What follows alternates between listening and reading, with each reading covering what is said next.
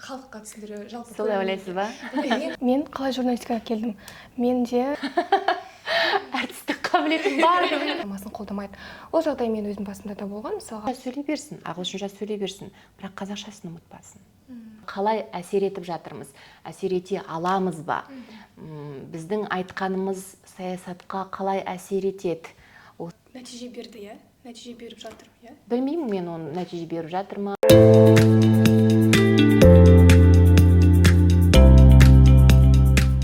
Қайырлы күн, құрметті көрермен. Эфирде Банана Медиа арнасының кезекті шығарылымы. Бүгінгі бізде қонақта журналист, тележүргізуші Мөлдір Доспаева.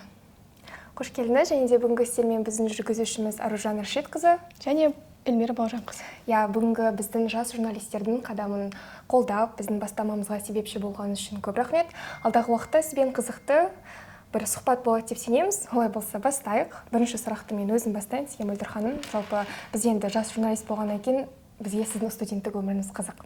Сол үшін негізі сіздің мамандығыңыз қаржыгер, иә? Павлодар қаласында бітірдіңіз. Неге журналистикаға келдіңіз? Егер сіздің мамандығыңыз қаржыгер болса, жалпы журналистика жолына түсуге не түрткі болды? Рахмет, қыздар. Біріншіден, мен негізгі мамандығым қаржыгер деп өткенде сабақта айтылғанымен, менің студенттік өмірім болмады. Өйткені мен сырттай оқыдым. Жаңағы бухгалтерия, аудит, экономиканы түгел мен сырттай оқыдым. Ол менің бірінші білімім. Бірақ журналистика білімі тағы бар. Екінші жоғарғы оқу, оны да бірақ сырттай оқыдым. Сырттай оқуыма себеп болған аймақтық Павлодар облыстық телеарнасына жүргізуші болып шақыртылдым. Ол кезде 18-демін. Сол мектеп колледжді бітіре салып, сол жұмысқа кірісіп кеттім. Содан сырттай оқуға бел будым. Жаңа қаржы, экономика, бухгалтерия саласын. Өйткені оқуымды өзім төлегім келді. Жұмыс істеп жатып, соның ақшасын алып, оқуымды бітіріп жүрдім. Жүргізуші болып жүріп, ақырындап түсірілімдерге де шыға бастадым, сөйтіп жаза бастадым. Сөйтіп 3 жылым өтіп кетті. Қаржы факультетін бітіріп, бірден журналистика факультетіне түстім. Енді өзіме керек болғаннан кейін, ол да сырттай. Университеттен бір керемет білім алдым деп айта алмаймын өкінішке қарай. Ол енді аймақтық жоғары оқу орындарының бір жарасы болуы мүмкін, проблемасы. Басқа университеттерді білмеймін, салыстырып айта алмаймын. Бірақ енді қазіргі менің жұмыс істеп жүрген біліктілігім, білімімнің бәрі тек тәжірибеден. Сондықтан студенттік шағымда бір қызық нәрсе болды деп айта алмаймын. Студенттік шағым менің жұмыста өтті. Мысалы, мен қалай журналистикаға келдім? Менде бала кезде мен түсірілім алаңына деген құлшыныс болды. Ал сізде қалай? Сіз не мақала немесе... Енді бала кезде бізде әлеуметтік желі деген жоқ, ұялы байланыс құралы деген жоқ. Тек теледидардан қарап. Теледидармен облыстық газетті оқып өстік. Және біздің облыстық газеттің бір 2 беті болатын балапан делінген бе, балаларға арналған. Сол жерде балаларда мақала жасауға болатын еді. Сөз жасайтын біз. Соны редакцияға жіберіп, газеттен көргенімізге мәз болатын. Ол енді барлық мектеп оқушысының сондай бір ермегі болатын. Оған бір кәдімгідей қызығушылығым болды деп айта алмаймын. Жалпы мен журналистикаға қызығушылығым болмады бала кезден. Өйткені менің миыма құйып тастаған әке-шешем журналистика бұл ер адамдардың мамандығы деп айтылды. Өйткені енді ол мамандық өте қиын, командировки деген бар. Әйел адамның орны үйде, ошақ қасында деген сияқты. Сондай тәрбие алған адаммын. Бірақ есейе келе телевидениедегі мен ауа райын жүргізетін қыздарға қызығатын ол кезде ауа райын кәдімгідей мынандай картаға тұрғызып қояды да, қыз бүкіл общий план алынады. Ол әдемі каблук киген, прическа, макияж, әдемі көйлекпен, бүйтіп қыздар ары-бері жүрген, соған қызығатынмын. Сондай болғым келді бір қысқа уақытта. Бірақ енді журналистикаға келуімнің бірден бір себебі бәрібір әке-шешем болып отыр. Өйткені ол кісілердің мамандығы, олар Қазақ музыкалық драма театрының әртістері, актерлар. Сондықтан менің бала шағым балабақшада емес, театрдың сыртында закулисье. Театрдың ішінде сахнада өтті. Өзім де балалық кезімнен бастап үлкен сахнаға шығып, рөлдерді де ойнадым. Гастрольге де шығып жүрдім әке-шешеммен, әке-шешем сіз де шығып жүрдім. Сондықтан сахнаға біраз болса да төселген адам болдым. Сондықтан 16 жасымнан бастап қалалық орталық алаңда әкем екеуміз іс-шаралар жүргізетінбіз. Облыстық дәрежеде, республикалық деңгейде. Ол кісі қазақша, мен орысша. Сөйтіп жүргізіп жүргенде облыстық телеарнаға бір үлкен мынандай антарекс дейміз ғой. Сол кезде жаңадан келіп жатты үлкен экрандар. Сахнада не болып жатқан крупный план осындай камералар түсіреді. LED экрандар. Енді келіп жатты сол кезде 2008 жылдары. Сол кезде енді оны бүкіл экранға шығаратын режиссерлар облыстық телеарнадан шақыртылады. Сол кезде облыстық телеарнаның режиссері мен көріп қалып, ол кезде ол кісі әке-шешемді таниды. Енді өзі Павлодарда бір 20-30 шақты қазақ бар шығар, бәрі бірін-бірі таниды. Енді 90 жылдан бері бірге дамып келе жатқан болғаннан кейін ол кісі әкемді таныды. Сосын кешке үйге келіп хабарласқанда, Жұмахан, кеше сенің қасында болған қыз баланың номерін бере қойшы, біз кастингке шақырайық деп едік деп. Жарайды, жақсы, онда жазып ал деді. 51-61-28. Все жақсы Жұмахан, сосын кейін хабарласам деді. Телефонды қойды. Сосын жаңағы кісі 51-61-28-ді теретте қайттан көтергенде қайттан әкем алады. Ой, бой Жұмахан, мен қайттан саған звададым ба? Жоқ, дұрыс, ол менің қызым ғой деп айтады. Солай ма деп. Сондай бір қызық болған. Бірақ ол қызды мен телевидениеге жібермеймін. Аулақ жүр деп. Сөйтіп қалжың болса да рұқсатын бермеді. Бірақ енді өзім сырттай қалап жүрдім. Сөйтіп ол кісі маған жеке өзіме хабарласты да, кастингтер өтіп кеткен. Одан кейін өздері шақырып, осындай бір проба, тракт дейміз ғой, тракт жазып, келесі күні мен тікелей эфирге шығып кеттім. Оны әке-шешем білмейді. Анам біледі, әкем білмеді, бірақ ол кісіге мен тікелей эфирді қосыңыз деп айттым да. Одан кейін көргеннен кейін ол кісі енді үндемеді. Не я демеді, не жоқ демеді. Бірақ жоқ демегеннің өзі маған бір рұқсат бергендей болып көрінді. Одан кейін сөйтіп жұмысқа тұрып кеттім. Түсінікті, Мөлдір ханым, осы жерде мен бір сұрақ қоя кетсем. Негізі ата-ананың балаға деген, мысалға болашағына деген айтатын әрбір ақылы ол көп жағдайда әсер етеді. Ал бірақ кейбір бала өзінің қалаған мамандығы бойынша түскісі келсе де, ата-ана ол нәрсесін, ол бастамасын қолдамайды. Ол жағдай мен өзім басында да болған. Мысалға, ол журналистикаға түсер алдында да ата-анам жоқ. Негізі бұл бүкіл біздің қазақтардың ішінде бар нәрсе ғой, барда медицинада оқы, барда басқа жерде оқы, сол сияқты. Бірақ бала ата-анасын қалауымен барған дұрыс па, әлде бәрібір қазір еркін деген заман ғой, әр адам өзінің еркіндігін біледі.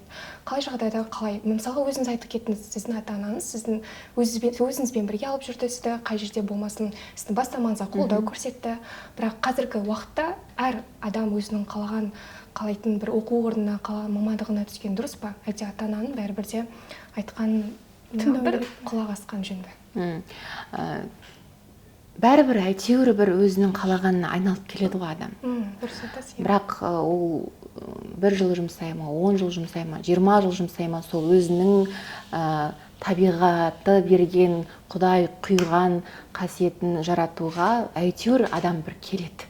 Бірақ ол енді қай жолмен келеді, ол енді әке-шешенің қолында. Егер әрине әке-шешесін тыңдайтын бір сондай тәрбие алған отбасы болса, әке-шешесінің айтқанынан бәрібір шыға алмайды. Оның дұрыс емес екені енді анық. Өйткені сіз сияқты мені де айдаладағы экономикаға бұрған сол менің әке-шешем. Өйткені оларда мені әртіс болып қала ма деген қорқыныш болды. Әртістің мамандығы неге екенін білмеймін, бір қалай айтсам екен. Енді анамның өз аузынан шыққан сөз кір жұмыс деп есептеді. Кір болғанда енді тұрақты емес. Физикалық тұрғыда, моральды тұрғыда өте қиын, өткені өздерінің басынан өткенмен салыстырдым екен білмеймін енді. Бірақ менің табиғатымда әртістік қабілетім бар деп енді өзім есептеймін. Мен мүмкін әртіс болғанда бір негізі келеді. Иә, әртіс болғанымды қаладым енді. Ал қазір Шыны қалайсыз керек. ба? Ал енді жаңағы мені экономикаға бұрғанмен мен әйтеуір сол әртіс болмасам да ортақ бір жақын мамандыққа келдім ғой. Дұрыс айтасыз, иә. Сондықтан еркіндік емес бұл жердегі, еркіндік емес. Бұл жерде баланың табиғатында бар қасиетпен санасу. Қуанышқа қарай қазір көп ата-ана неше түрлі нумерологиямен есептеп жатыр, астрологиямен есептеп жатыр, иә. Кімнің қай жаққа бейім, қай жағын дамыту керек. Кішкене қазір ата-аналар сауаттырақ бұрынғыға қарағанда. Сондықтан әрине адамның қалауы болған дұрыс. Бірақ көп жас өзін әлі тани бермейді. Мәселе сода. Негізі иә бар. Өзіңізде де бірақ кішкентай балапандарыңыз өсіп келе жатыр ғой. Сен болашақта өз таңдауларында тұрып, өз қалауларына барады деген. Өздері қалайды, қайда барғысы келеді, сонда барады. Маған бәрібір. Дұрыс, осындай принципті болған. Мен қолдаймын. Кеше осы Аружан екеуміздің Инстаграм желіңізді көріп отырып бір постыңызды оқыдық та. Қызық екен Инстаграмыңыздан кейін мына бір сөзді оқып, өзіміз көргіміз келіп сіздің салған видеоңызға. Сіз былай деп жазғансыз.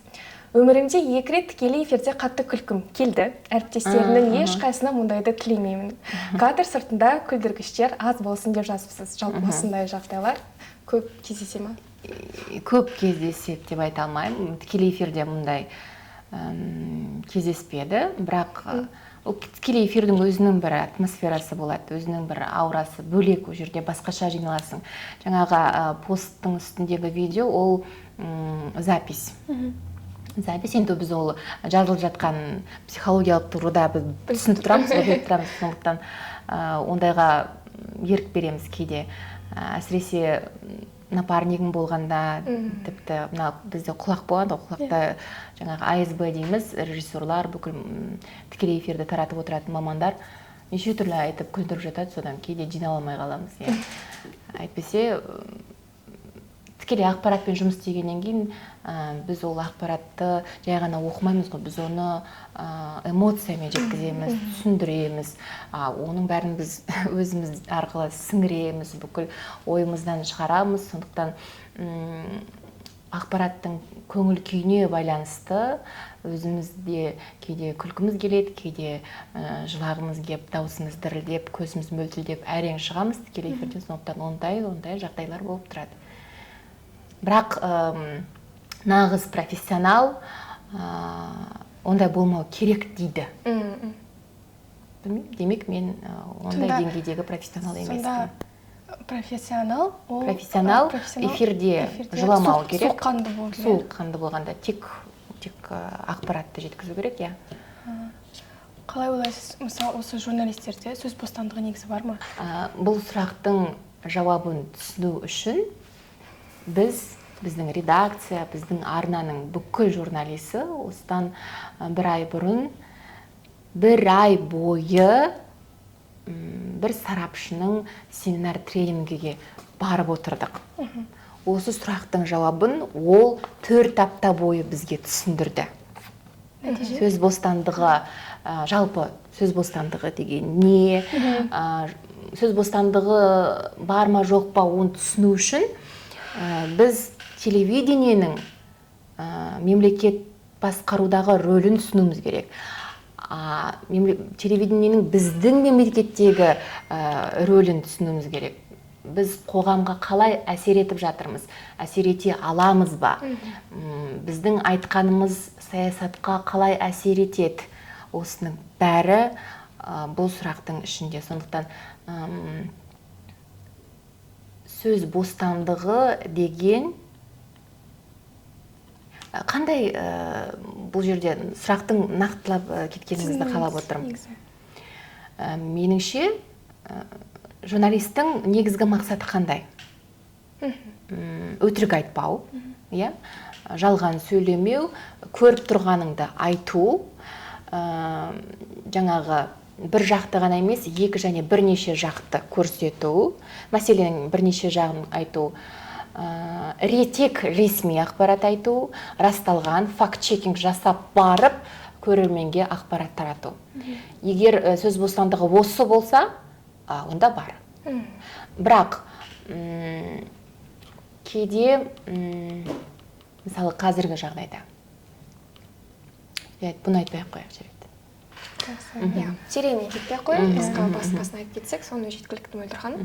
Негізі сізді қазір көпшілік Мөлдір сөйле блогының авторы ретінде таниды, иә? Жалпы бұл енді қазақ тілін дұрыс сөйлей білудің енді былайша айтқанда сіздің миссияңыз сол болып тұр ғой. Халыққа түсіндіру, жалпы солай ойлайсыз ба? Мен өзім негізі андай тиктоктарда, мен сізді тиктоктан жиі көремін, инстаграмда білмеймін, бірақ тиктоктан мысалға енді түнімен біз телефон көреміз ғой, жасырмаймыз, көріп жатамын да, тоқтап қаламын. Және сіздің бір форматыңыз ерекше да, былай түзуінен түсірмейді, астыда төбесінен түсіріп тұрады. Мен бүйтіп қараймын, что-то интересно, вот шынымен солай ойлаймыз ғой енді өзіміз. Бүйтіп қарап тұрамын.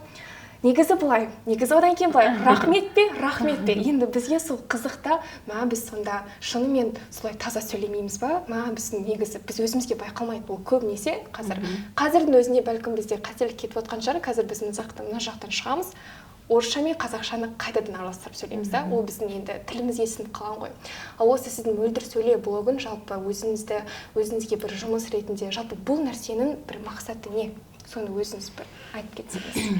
Бұл нәрсенің мақсаты, бұл енді жалпы қайдан шыққан айта кетейін. Біз жаңалыққа мәтін әзірлегенде жүргізуші өзінің айтатын мәтінін өзі дайындайды.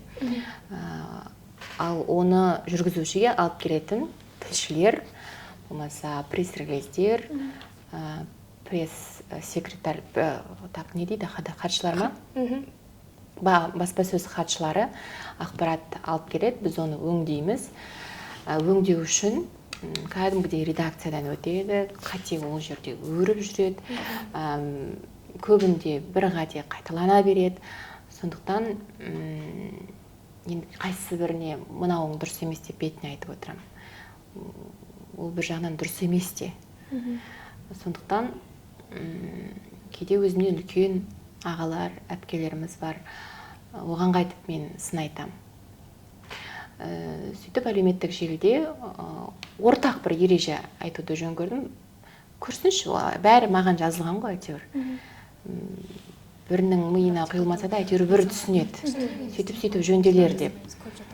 Содан кішкене күрделі ережелер айтылды басында. Басында да жоғары жазып қоятын болашақ журналистерге деп.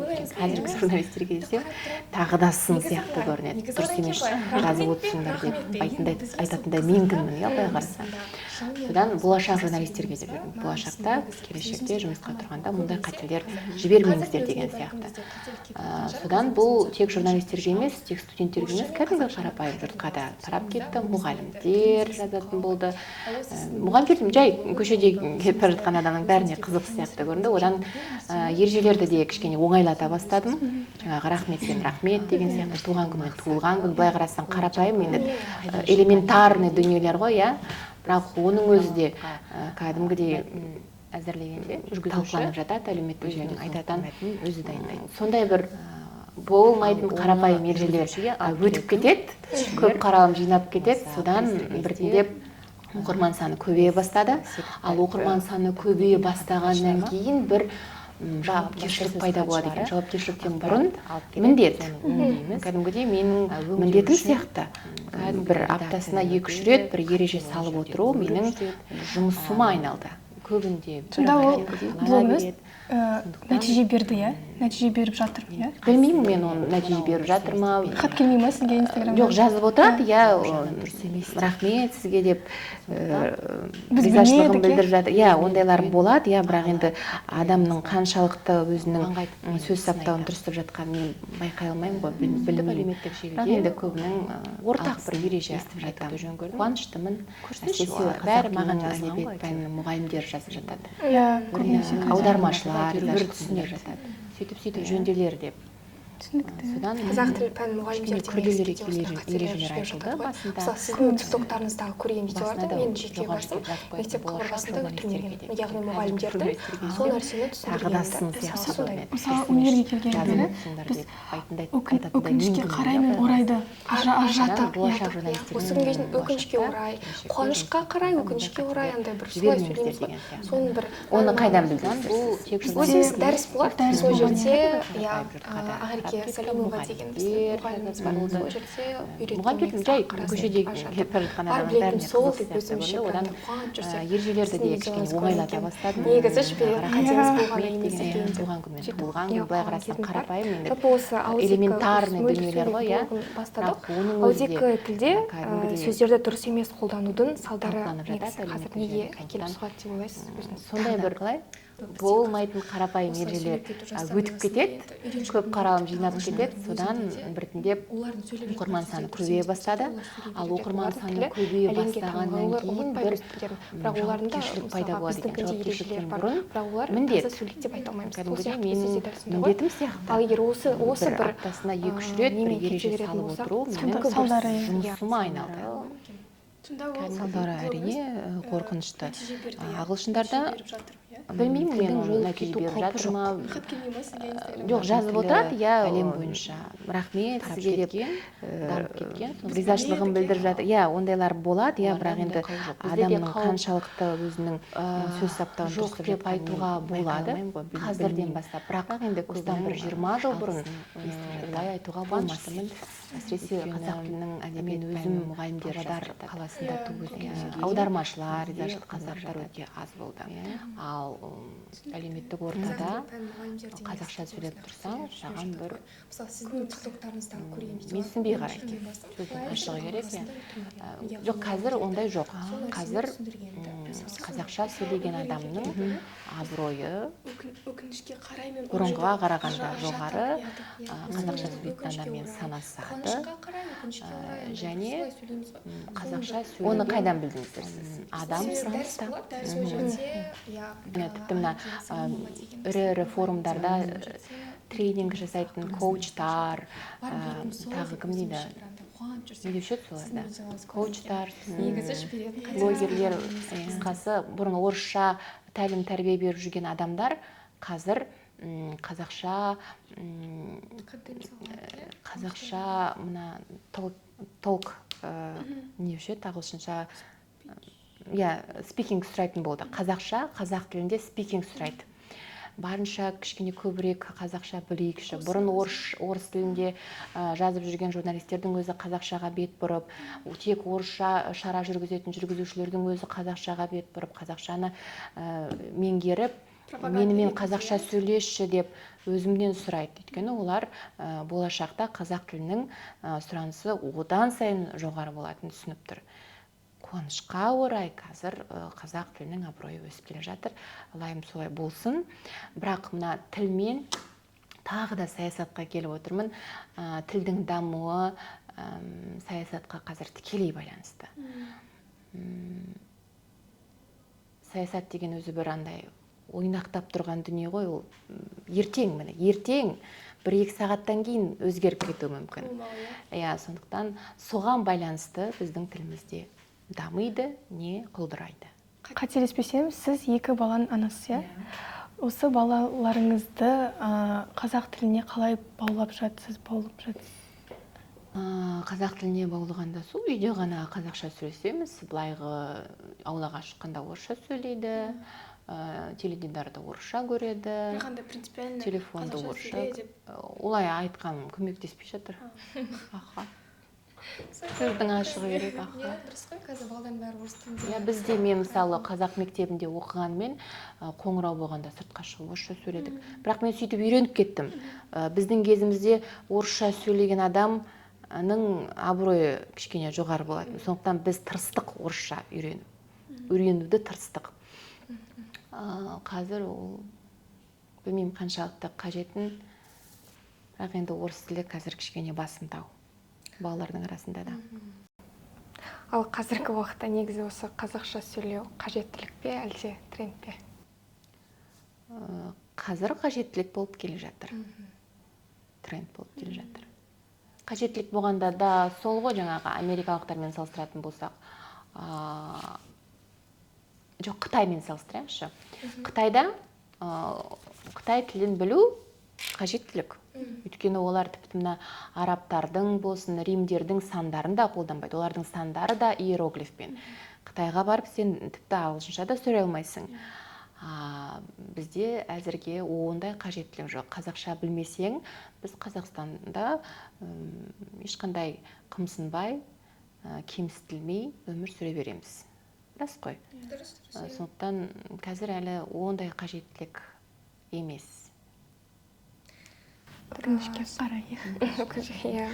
Бірақ қазір қоғамда ол нәрсе прям былай қарасақ тереңе кетіп жатыр ғой. Мысалға, мектепте қазақша оқиды, бірақ балдар балабақшада қазақша тәрбие алады. Үйге барғанда ютубта ашамыз, енді орысша нелер, иә, мультфильмдер. Орысша ойлайды, ойы орысша жеткізіледі, иә.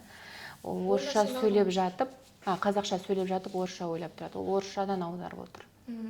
Ол нәрсенің алдын қалай алуға болады? Мысалы, қалай ойлайсыз, жалпы Қазақстанда балаларға арналған бізде бір сапалы дүние бар ма, балалар көретіндей? Неге шетелдіктің мысалға осындай туындыларына балалар әлі күнге дейін мысалға екі көзін бүйтіп қарап?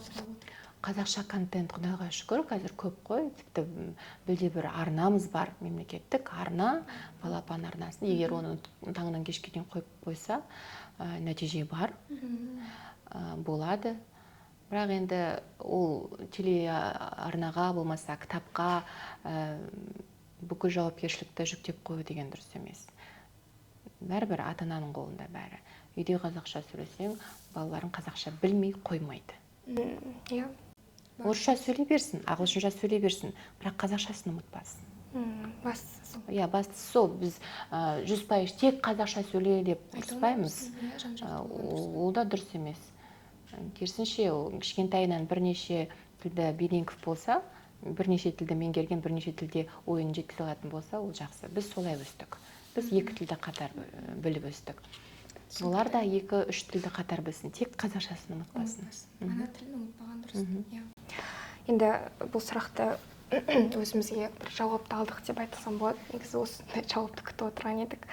Ендігі сұрақ кішкене басқаша. Мөлдір ханым, қазір тіліміз де, дәстүріміз де трансформацияға түсіп жатқан кезең ғой. Енді дәстүрлі ұғымдардың бірі ол ұят. Көп жаз бүгінде осы ұят, еркіндікті шектеу деген ойда шығып жатыр да. Оны біз Аружан екеуміз де жасырмаймыз қазіргі таңда. Әрине ұят деген ұғымды ұстанған дұрыс, бірақ көп жастар үшін ол адам еркіндігін шектеу, қоғамдық жерде болсын, өзіндікте болсын деп айтып жатады жалпы. Ал ғасырлар бойы ол тәрбиенің негізі болып саналды ғой, ұят деген ұғым. Сіздің айтарыңыз бар ма осы нәрсеге? Ұят болғанда қазір енді көпшілігі ұят деген сол басқаның пікірі ма? Сол ма айтып отырғаныңыз? Иә. Басқаның пікірімен санаспау керек деп жатыр ма? Негізі сондай ғой, қоғам арасында жүрсек те, мысалға сыртта бір қыз бен жігіт сөйлесіп тұр делік. Бір артық мүмкін іс-әрекеттері бар шығар. Ал қазақтың мысалға тәрбие көрген, өзінің сияқты, ата-ананың қазақылық тәрбиесін көрген адам жоқ, ұят қой деген сияқты айту мүмкін. Ал біреулер айтады, маған өзгелердің ойы қызық емес. Не істесем де өзім білем. Мен тек өзіме жауап беремін. Вот. Не істесем де өзім білем, басқаның пікірімен санаспаймын деген. Бұны әр жағдайға әр түрлі қарау керек шығар.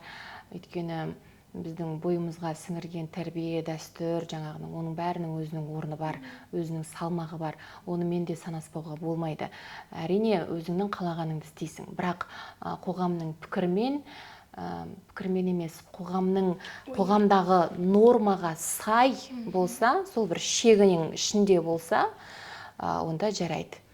Ал бір енді мен қалағанымша киінгім келеді, болмаса этика, бұл да ішкі мәдениет, ішкі тәртіп, ішкі тазалық. Міне ұят деген сол. Ұят деген мен қалағанымша жүрем, не істеймін, қалағанымды істеймін деген меніңше дұрыс емес. Бәрібір ондай ұят болса, ондай ұят орында. мысалы ашық шашық киінген қазақ қыздарына бәрібір ол жат. Иә, Бірақ ондай да адам болу керек, өйткені оның да өзінің аудиториясы болады. Көрдіңіз бе? Дұрыс, мынау бұрыс, мынау ақ, мынау қара деп кесіп айтуға тағы болмайды. Ол сол образы арқылы нәпақа тауып отырған адам шығар. Сондықтан оның ой өрісі, дамуы бүкілі батысқа қарай батыстан алған шығар. Ол болашағын батыста көріп тұрған шығар. Оның негізгі мақсаты сол шығар. Оған да мысалы сенің жасап жатқаның дұрыс емес деп айта алмаймыз. Әркімнің өзінің ішкі тәртібі болу керек деп есептеймін. Және басқаға деген құрмет, иә? Қоғамда құрмет болу керек, иә. Жақсы, Мөлдір ханым, рахмет осы бізді қолдап сұхбатымызға келгеніңіз үшін. Осымен тәмамдаймыз, иә? Негізі осымен тәмамдайық, иә, себебі бізде сұрақ көп, бірақ уақыт жағынан болсын, нақты сұрақтарды өзімізге керек жауаптарды сіздің тарапыңыздан алдық. Бұл үшін де көп рахмет. Негізі осы сіздің жас буындарға, мына екеумізге де, жас журналистерге қазір міндетті түрде мына осы шыққан шығарылымды тек жастар көреді, журналистер. Біздің университеттің журналистикада оқыған, олардың бәрі көреді да. Сол бізге болсын, осы жас журналистерге болсын, болашақ журналистерге болсын, өзіңіз бір ақыл кеңесіңіз бар ма? Осы медиа жолында енді аяқ басқан журналистерге бір лайфхак дейміз ғой енді. Соны өзіңіз айтып кетсеңіз, және сонымен сұхбатты тәмамдасақ болды. Лайфхак. Осы журналистика саласында өздеріңізге ұнайтын бір саланы осы бастан таңдап алыңыз. Мысалы, біздің кезімізде мықты журналист жан-жақты болу керек, жан-жақты барлық тақырыпта жаза алу керек деген біз сондай бір тәрбие алдық. Бірақ енді уақыт өте келе тәжірибенің көрсетіп отырғаны, әр журналистің өзінің бір ұстайтын бір саласы болса, ол тезірек дамиды біріншіден, екіншіден тезірек танылады. Енді сөздің ашығы керек, әрбір журналистика факультетінде оқитын студенттің аз да болса арманы, кішкентай болса да арманы телевидениеге көріну, түрін таныту, танымал болу, болмаса әлеуметтік желіде танымал болу.